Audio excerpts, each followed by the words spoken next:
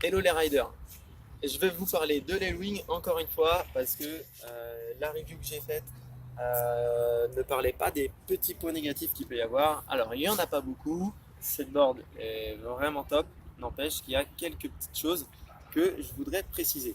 Alors déjà, il n'y a qu'un seul hub moteur, donc ça peut être, il est à gauche, ça peut être gênant pour ceux qui sont en goofy.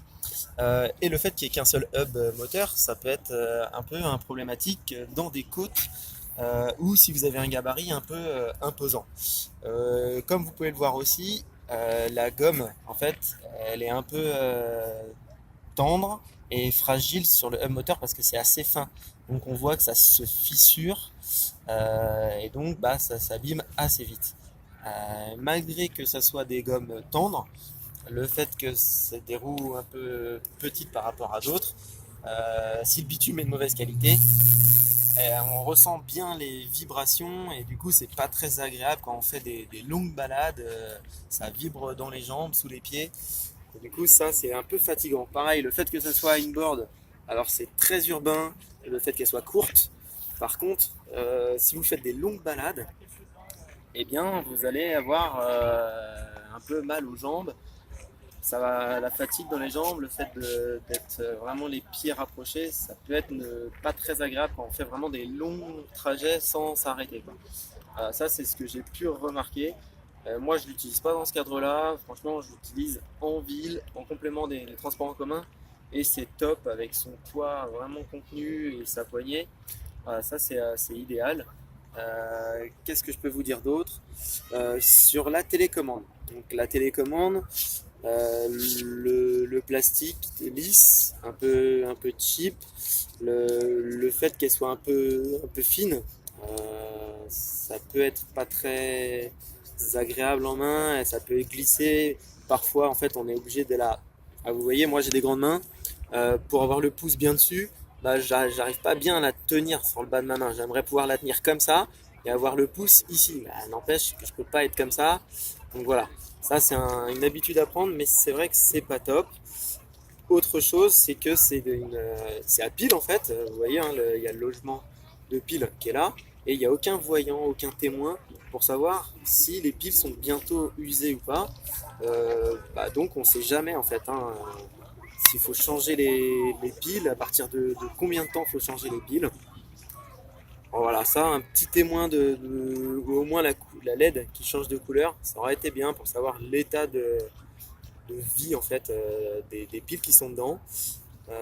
Pareil au niveau du témoin de batterie qui est ici sur le côté, franchement c'est dur de s'y fier, donc c'est vert, vert bleu, et après ça passe bleu et rouge, et dans le réel, en fait, dès que ça passe bleu, on sait plus vraiment combien de temps ça va rester bleu et combien de temps on va pouvoir rider. Donc c'est assez dur d'utiliser que ça comme jauge, c'est pas très précis.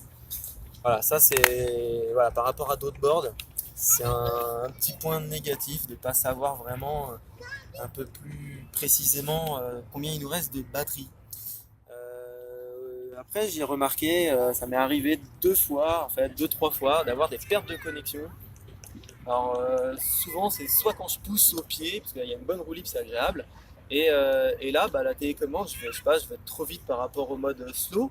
Et j'ai une perte de connexion, donc je suis obligé d'attendre, remettre plusieurs coups avant que ça reparte. Je sais pas trop pourquoi, j'ai pas trop compris vraiment, ça arrive pas tout le temps, c'est bizarre.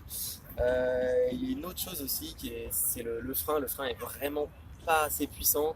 S'il y a une pente un peu trop forte, si on va un peu trop vite, voilà, ça freine pas très fort. Ça prend du temps à s'arrêter. Donc, dans des situations d'urgence, ça peut être problématique. Et une dernière chose, c'est l'accélération. En fait, l'accélération est bien. Par contre, quand on a une bonne vitesse, quand on reste sur notre lancée, on reste en roue libre. Si on réaccélère un tout petit peu sur la télécommande, bah, en fait, ça va freiner. Ça, c'est trop bizarre en fait. Au lieu de dire bah tu vas plus vite que ce que tu demandes sur la télécommande, je ne fais rien. Bah non, là ça freine en fait. Donc c'est un peu déroutant. En fait, c'est vraiment bizarre cette façon de voir les choses. En gros, je pousse au pied, admettons, à 10 km/h. Si je pousse à 5 km/h, bah, il va me freiner pour que je sois à 5 km/h. Enfin, c'est au lieu de me dire bah tu vas plus vite, bah du coup pousse ton doigt plus pour que ça, si tu veux que ça avance quoi. Mais freiner alors que je pousse vers l'avant pour accélérer, c'est bizarre quoi. Au lieu de rien faire, voilà, ça c'est un point négatif. J'ai un peu du mal à comprendre cette philosophie. Bon voilà, c'est une fois qu'on le sait, après ça va très bien, hein, mais au début, c'est vrai que c'est perturbant et déroutant par rapport à d'autres planches quoi, où il n'y a pas ce mode-là. Voilà, je pense que j'ai fait le tour. Donc là, c'était vraiment une vidéo sur les points négatifs que je peux avoir sur cette board. N'empêche que je l'adore cette board.